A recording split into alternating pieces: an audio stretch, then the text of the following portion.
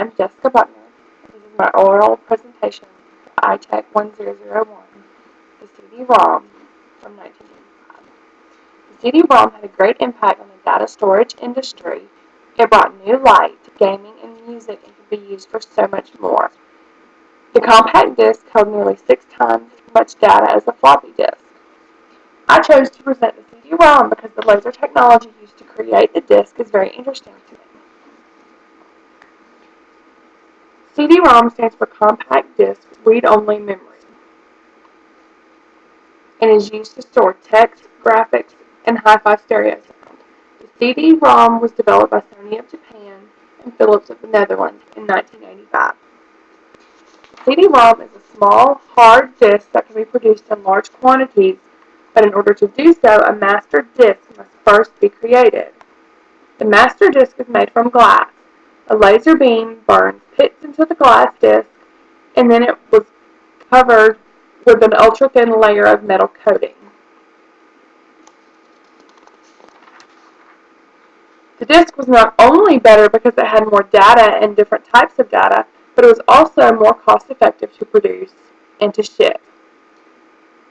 Along with data error protection codes are also added to the compact disc, thus giving it a very low error rate. The ISO 9660 was the standard for CD-ROM. This standard is also known as Compact Disc File System. This system was a standard published by the International Organization for Standardization, or ISO, for optical disc media.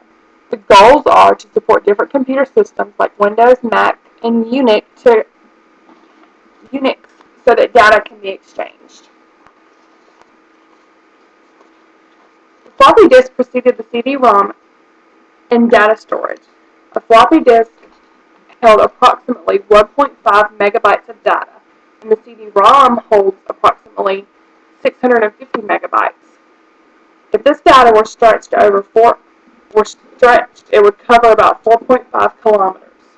Another example of how much this information is the amount of data on a compact disc would equate to approximately 300,000 typewritten pages.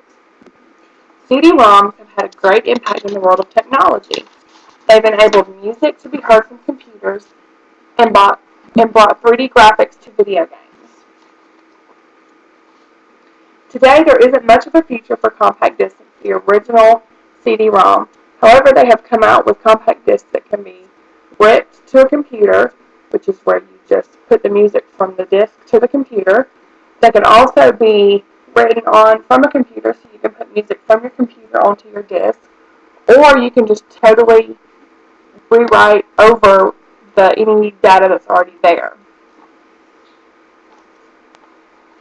As of 2010, CD-ROMs were still being sold, but they were very slowly being taken over by DVD-ROMs.